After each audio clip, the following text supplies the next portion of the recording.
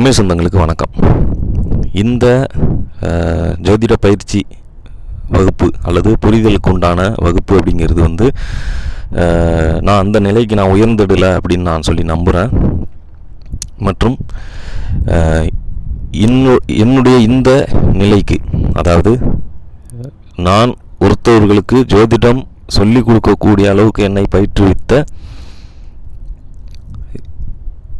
என்னை இந்த ஜோதிடனா ஒரு உலகத்திற்கு காட்டிய என்னுடைய தந்தை வழி பாட்டன் கே வீராசாமி அவர்களுக்கும், என்னுடைய குலதெய்வமான பெத்தரண்ணா சுவாமிக்கும், எனக்கு விவரம் தெரிந்த முதல் நான் வழிபட்டு கொண்டிருக்கும் என்னுடைய வாழ்க்கையை வழி நடத்தும் என்னுடைய இஷ்ட தெய்வமான திருச்செந்தூர் முருகனுக்கும் என்னுடைய சிறந்தாழ்ந்த வணக்கமும் நன்றியும். நான் உங்களுக்கு ஜோதிடத்தை பற்றி புதுசாக நான் ஒன்றையும் சொல்லிட போகிறதில்ல. இந்த உலகத்தில் நிறைய பேர் எல்லாரும் நிறைய சொல்லி கொடுத்துருக்காங்க. இணையதளத்தை திறந்தீங்கன்னா உங்களுக்கு எல்லாமே கிடைக்கும். இப்போ அதிலிருந்து எனக்கு தெரிந்த சில விஷயங்கள் நான் கற்றுக்கொண்டு என்னுடைய ஜோதிட பயணத்தில் என்ன தெரிந்து கொண்டேனோ அதை உங்களிடம் பகிர்வதற்கு காத்திருக்கிறேன். மற்றபடி நான் ஒரு சிறந்த ஜோதிட வித்துவான் அல்லது நான் ஒரு சிறந்த ஜோதிட மேதை அப்படின்லாம் நான் சொல்லிக்க மாட்டேன். உங்களோட சேர்ந்து நான் பயணிக்கிறேன். இதில் எனக்கு தெரிந்ததை நான் உங்ககிட்ட சொல்கிறேன். உங்களுக்கு இதை விட கூடுதலாக தெரிந்தாலோ அல்லது இதில் ஏதேனும் புதிதாக உங்களுடைய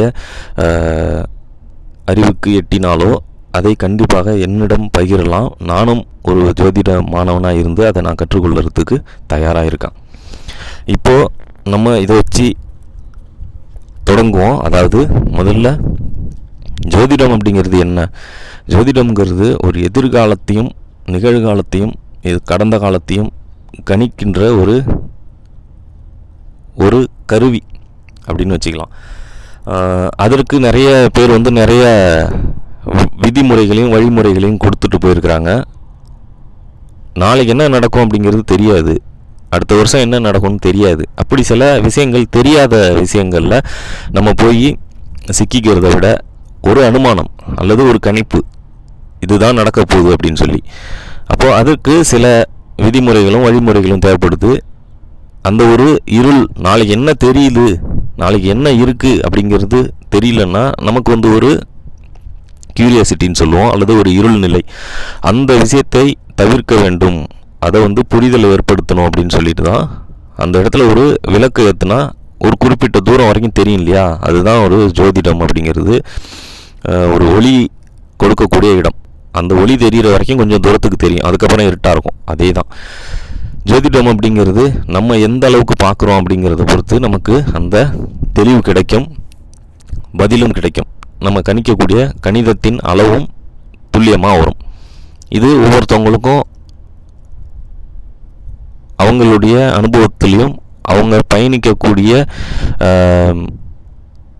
ஒரு ஆர்வத்திலையும் இருக்குது, அவங்க எந்த அளவுக்கு அதில் மூழ்கி முத்து எடுக்கிறாங்க அப்படின்னு சொல்லிட்டு. சரி, இப்போ விஷயத்துக்கு வரும்.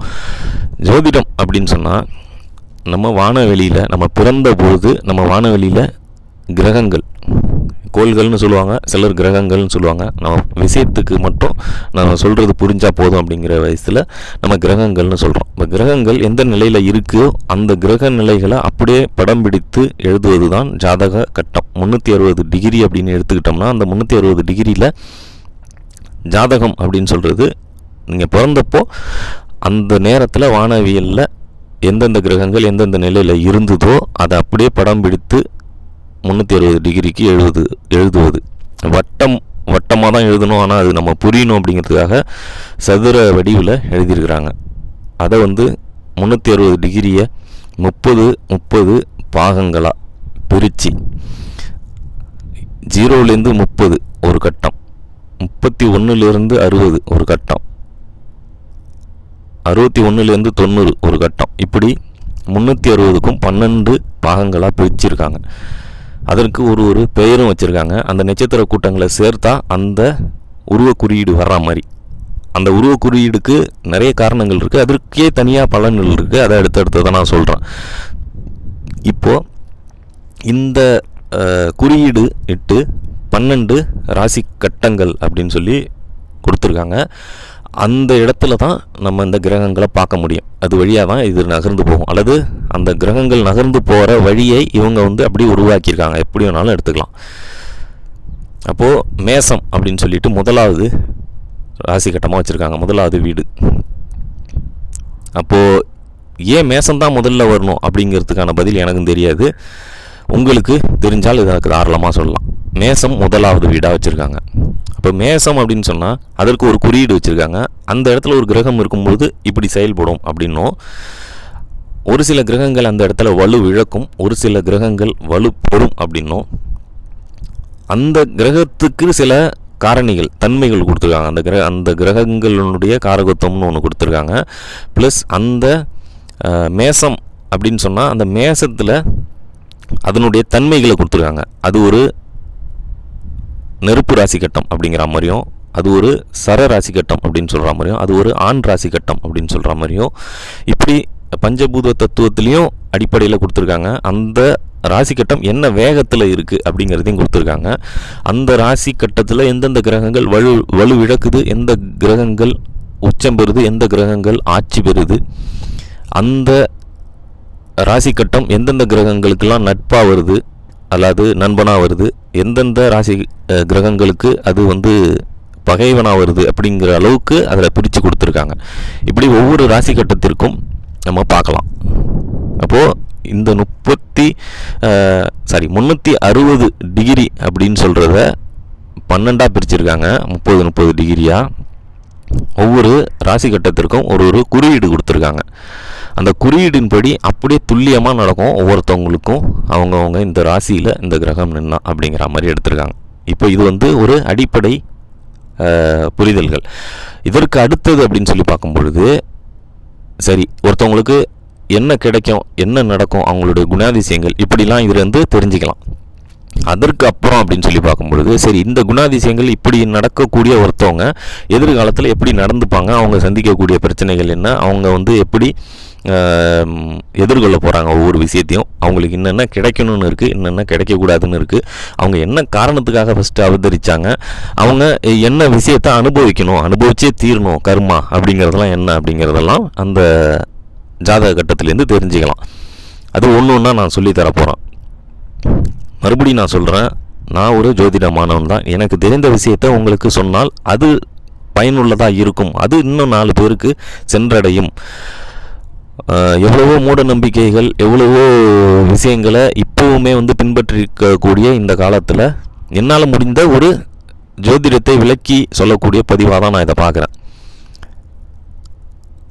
ஆனால் இந்த விஷயத்தை நான் அறிவியலாக கொண்டு போகணும், சயின்ஸை எடுக்கணும் அப்படிங்கிற மாதிரியும் நான் நினைக்கல. ஏன்னா அதுக்கு வந்து நான் இன்னும் தயார்படுத்திக்கல என்ன அப்படின்னு தான் நான் சொல்லுவேன். இது வந்து என்னுடைய வாழ்க்கையிலையும் நான் பார்த்து பலன் எடுத்து சொல்லும் ஒரு நபரினுடைய வாழ்க்கையிலையும் தாக்கத்தை ஏற்படுத்துது. உண்மையிலேயே அது நடக்குது அப்படிங்கிறதுனால நான் இந்த விஷயத்தை நான் நம்புகிறேன். ஜோதிடம் அப்படிங்கிறது உண்மைதான் அப்படின்னு சொல்லிட்டு அதை மற்றவர்களுக்கும் ஆர்வம் உள்ளவர்களுக்கு சொல்லித்தரேன். இதுதான் விஷயம். சரி, இப்போது ஒரு ராசி கட்டத்திற்கும் ஒரு பலன் இருக்கும் அப்படின்னு நான் சொல்லியிருக்கேன் இல்லையா. இப்போ அடுத்தது அப்படின்னு சொல்லி பார்க்கும் பொழுது, இந்த ராசி கட்டத்தில் ஒரு நட்சத்திர கூட்டங்கள் இருக்குது. மொத்தம் 28ன்னு சொன்னாங்க முன்னாடி. அதில் ஒரு நட்சத்திரங்கள் வந்து அபிஜித்துன்னு சொல்லுவாங்க. அது வந்து இப்போது கணக்கில் கொல்லப்படலை. அதற்கு காரணம் நான் பின்னாடி சொல்கிறேன். மற்ற 27 நட்சத்திரங்கள் இதில் கணக்கில் கொல்லப்படுது. அஸ்வினி முதல் ரேவதி முறை 27 நட்சத்திரங்கள் வரிசையாக இருக்குது. அதில் ஒவ்வொரு ராசி கட்டத்திலையும் 3 நட்சத்திரங்கள் வரும். அதில் ஒவ்வொரு நட்சத்திரத்திற்கும் 4 பாதங்கள் அப்படிங்கிற மாதிரி பிரிச்சிருக்காங்க. 4 பாதங்கள் அப்படின்னு வச்சா 30 டிகிரிக்கு 9 பாதங்கள் வரும். அப்போது 2 நட்சத்திரங்களுடைய முழு பாதங்கள் 4 பாதங்களும், அடுத்த நட்சத்திரத்தினுடைய ஒரு பாதமும் ஒரு ராசி கட்டத்தில் வரும். உதாரணத்துக்கு மேசத்தை நம்ம எடுத்துக்கிட்டோம் அப்படின்னு சொன்னால், அஸ்வினியினுடைய 4 பாதங்கள் கேதுவனுடைய நட்சத்திரமும், சுக்கிரனுடைய நட்சத்திரமான பரணி நட்சத்திரத்தினுடைய 4 பாதங்களும், அடுத்து வரக்கூடிய சூரியனுடைய நட்சத்திரமான ஒரு பாதமும் இதில் இருக்கும். கணக்கு பார்த்தோம்னா 9 பாதங்கள் வரும். சில கிரகங்களுடைய பாதம் ஒரு பாதம் மட்டும் வரும். சில கிரகங்களுடைய பாதம் 2 பாதங்கள் இந்த பக்கமும் 2 பாதங்கள் அடுத்த ராசி கட்டத்துலேயும் வரும். இப்படி தான் வரும். ஏன்னா நம்ம வானத்தில் பார்க்கும்பொழுது இந்த கட்டங்கள்லாம் இருக்காது, இப்படி பிரிக்க முடியாது. நம்ம நம்மளுடைய வசதிக்காக நம்ம புரியும்படி சில விஷயங்கள் பண்ணி கணித பலன்கள் எடுக்கணும் அப்படிங்கிறதுக்காக நம்ம இதை பிரித்து போட்டிருக்கோம். ஆனால் வானத்தில் அப்படிலாம் துண்டு துண்டாலாம் இருக்காது, இப்படி பிரித்து போட்டிருக்காங்க. அந்த நட்சத்திரம் அப்படிங்கிறதும் முக்கியமானது. இந்த நட்சத்திரத்தின் வாயிலாக ஒரு கிரகம் பயணிக்குது, அதை ஒரு ஒட்டுமொத்த கூட்டமாக இந்த ராசி கட்டம் அப்படின்னு சொல்லி பிரிச்சிருக்காங்க. இப்படி நட்சத்திரங்கள் கூடவே இந்த ராசி கட்டங்கள், இதை வச்சு தான் நம்ம பலன் எடுக்க போகிறோம். இது மட்டும் போதுமா அப்படின்னு கேட்டால் இல்லை, பஞ்சாங்கம்னு சொல்லுவோம். அதாவது 5 அங்கங்கள்னு சொல்கிறது. இந்த 5 அங்கங்களையும் கணிதத்தில் எடுத்துக்கிறோம். அதாவது அவங்க ஒரு கிழமையில் பிறந்திருப்பாங்க இல்லையா, அந்த கிழமை ஒரு கிரகத்தினுடைய ஆதிக்கத்திற்கு உட்பட்டது.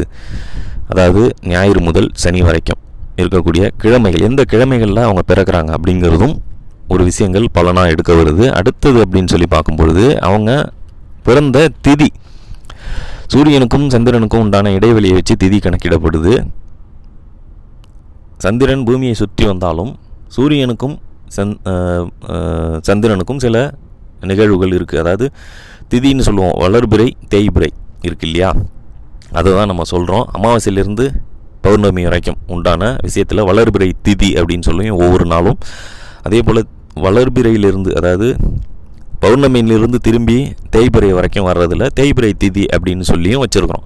இப்போ இந்த திதியின் அடிப்படையிலான அந்த சந்திரனின் ஒளி அளவு இருக்கு இல்லையா, அதை வச்சும் கணக்கிடுறோம். சில விஷயங்கள் ஒருத்தருக்கு இப்படி நடக்கும் அப்படின்னு சொல்லி, அப்போ அந்த திதியையும் கணக்கில் எடுத்துக்கிறோம். அடுத்தது கரணம்னு சொல்லுவோம், யோகம்னு சொல்லுவோம். இந்த யோகம் அப்படிங்கிறது ஒருத்தர் பிறக்கும் பொழுது கிட்டத்தட்ட அந்த யோகத்தை ஒத்தி அவங்களுடைய குணாதிசயங்கள் நடவடிக்கைகள் இருக்கும். அடுத்தது கரணங்கள்னு சொல்லுவோம்.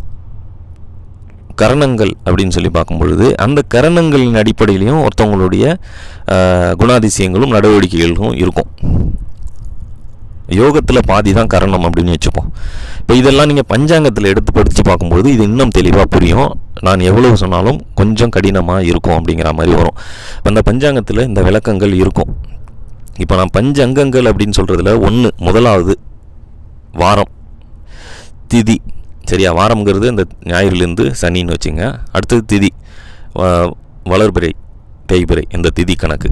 அடுத்தது கரணம், யோகம். அடுத்தது நட்சத்திரம். இந்த நட்சத்திரங்கள் தான் நம்ம ராசி கட்டத்தில் தெரிஞ்சுக்க போகிறோம். இப்போ அந்த அஞ்சு அங்கங்களும் தான் ஒருத்தனுடைய வாழ்க்கையில் பெரிய காரணிகளை தீர்மானிக்குது அப்படிங்கிறதோட மட்டும் இல்லாமல் நம்மளை கொண்டு போகுது, வழி நடத்துது, அல்லது திணிக்குது, கஷ்டப்படுத்துது, சந்தோஷப்படுத்துது, மகிழ்ச்சி ஆக்குது. இப்படி எந்த விஷயத்தில் வேணாலும் ஒரு தாக்கத்தை ஏற்படுத்துது அப்படின்னு சொன்னால் இந்த 5 காரணிகளும் தான். சரியா, சரி. இப்போ இதெல்லாம் ஒரு அடிப்படை விஷயங்களை நான் இப்போ உங்களுக்கு சொல்லியிருக்கேன். இப்போ அடுத்த கட்டத்திற்கு நம்ம போவோம். அதாவது இந்த 12 ராசி கட்டம்னு சொல்லிட்டோம். இந்த 12 ராசி கட்டமும் ஒரு குணாதிசயங்களை கொண்டு இருக்குது அப்படின்னு சொன்னேன் இல்லையா. அதில் பார்க்கும் பொழுது இந்த கட்டத்தை பார்த்தா உங்களுக்கு புரியும். மேசம் ஆண், ரிஷபம் பெண், மிதுனம் ஆண், கடகம் பெண், சிம்மம் ஆண், கன்னி பெண், துலாம் ஆண், விருச்சகம் பெண், தனுசு ஆண், மகரம் பெண், கும்பம் ஆண், மீனம் பெண். இப்படி தன்மைகளை கொண்ட ராசி கட்டமாக இருக்குது. அப்போது இது அப்போ மேசம் ஆண் அப்படின்னு சொன்னால் ஆண்கள் எல்லாம் இந்த மேசத்தில் பிறப்பாங்களா அப்படிங்கிற மாதிரி ஒரு டவுட் வரும். அதுக்கு இல்லை, அந்த தன்மை, அந்த ராசி கட்டம் அப்படிங்கிறது அந்த தன்மை கொண்டதாக இருக்கும். ஆண் தன்மை கொண்ட நிலைகள் அதிகமாக இருக்கும் ஆண்னு போட்டிருக்கிற ராசி கட்டம்லாம். பெண் அப்படின்னு சொன்னால் பெண்ணுக்குண்டான தன்மைகள்லாம் அதிகமாக இருக்கும். இப்போ உங்களுக்கு எளிமையாக புரிஞ்சிருக்கும். பெண் மாதிரியே நடப்பாங்க, பேசுவாங்க அப்படின்னு சொல்ல முடியாது. அந்த பெண்ணுக்குண்டான குணாதிசயங்கள், அந்த தன்மைகள் இருக்கும். இரக்க குணம் அதிகமாக இருக்கும், உணர்ச்சி வசப்படுவாங்க. எதுவாக இருந்தாலும் அவங்களுக்கு ஒரு ஆதரவு தேவைப்படும். இப்படி எதுவுமே ஒரு பொறுமையாக நின்று நிதானமாக செயல்படுவாங்க. இப்படி சில விஷயங்கள் சொன்னாலும் அடுத்தது ஆண் அப்படின்னு சொல்லி பார்க்கும்பொழுது ஆணுக்குண்டான அந்த திடகாத்திரம் கொஞ்சம் இருக்கும். எதாக இருந்தாலும் நம்ம துணிஞ்சி செயல்படலாம் அப்படிங்கிற அந்த எண்ணம் இருக்கும். முதல்ல எதையும் தாங்கி அல்லது தூக்கி சுமக்கக்கூடிய அந்த திடகாத்திரம் அப்படிங்கிறது இருக்கும். வழி நடத்தும் தன்மை இருக்கும். இப்படி சில விஷயங்கள்லாம் சொல்லலாம் ஆண் பெண் அதுக்குண்டான விளக்கங்களில். அந்த தன்மை கண்டிப்பாக அதில் அந்த ஜாதகத்தில் அந்த ராசி கட்டத்தில் பிரதிபலிக்கும். அடுத்தது ஒவ்வொரு ராசி கட்டமும் ஒரு வேகம் கொண்டது. அதாவது அந்த ராசி கட்டத்தில் ஒரு கிரகம் நின்றால் அது எந்த அளவுக்கு செயல்படும் அப்படிங்கிறத இந்த அடிப்படை விஷயங்களையும் வச்சு பார்க்க வேண்டியது இருக்குது. அதாவது மேசம்னு எடுத்துப்போம். மேசம் நெருப்பு ராசி கட்டமாக வருது. ரிஷபம் நில ராசி கட்டமாக வருது. அடுத்தது மிதுனம். மிதுனம்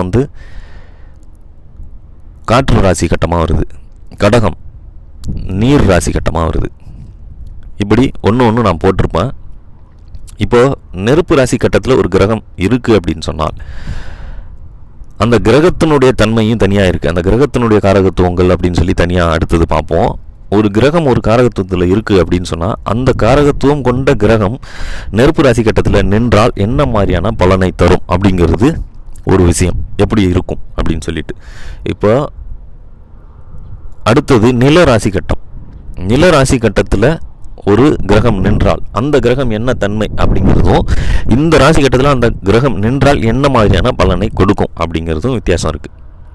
அடுத்தது இதே போல் மிதுனத்தில் அது காற்று ராசி கட்டம். இப்போ இந்த காற்று ராசி கட்டத்தில் ஒரு கிரகம் நின்றால் அந்த கிரகம் தன்மை எப்படி இருக்குங்கிறத நான் சொல்கிறேன். அந்த கிரகத்தினுடைய தன்மைக்கு ஏற்றவாறு இந்த காற்று ராசி கட்டத்தில் இருந்தால் அது எந்த மாதிரியான பலனை தரும் அப்படிங்கிறதும், அதே போல் நீர் ராசி கட்டம்னு சொல்லக்கூடிய கடக ராசி கட்டத்தில் ஒரு கிரகம் நின்றால் அந்த கிரகத்தினுடைய தன்மை என்ன, அது இந்த கடகத்தில் நின்றால் எந்த மாதிரியான பலனை தரும் அப்படிங்கிறதும் வித்தியாசப்படுத்தி பார்க்க முடியும்.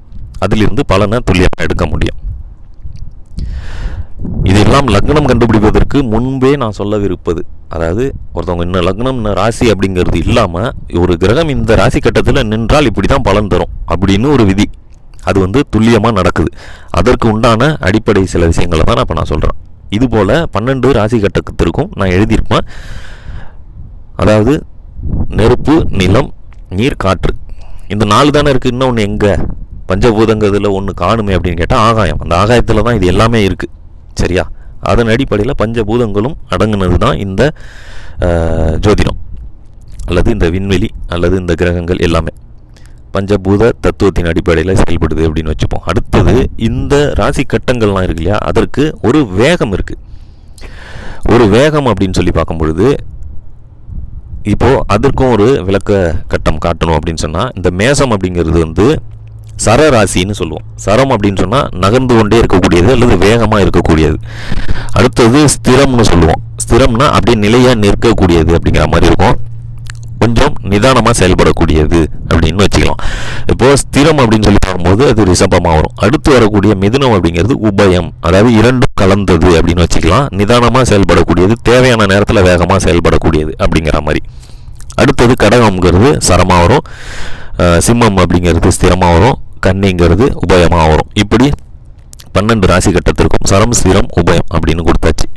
இப்போ இந்த அடிப்படையிலையும் ஒரு ராசி கட்டம் செயல்படும். எவ்வளோ ஞாபகம் வச்சுக்கிறது, இவ்வளவும் மனதில் ஏற்றிக்கணுமா அப்படின்னு சொன்னால் கண்டிப்பாக இது எல்லாமே ஒரு ஜாதகத்தை நம்ம பார்க்கும் பொழுது நம்ம ஒரு பின்புறத்தில் நம்மளுடைய பேக்ரவுண்டில் ஓடிட்டு இருக்கணும். இதெல்லாம் பார்த்த உடனே டக்குன்னு மைண்டில் வந்துடணும். அதுக்கப்புறம் தான் நம்ம பலனை எடுக்க முடியும், உணர முடியும் ப்ரெடிக்ஷன் என்ன அப்படிங்கிறத.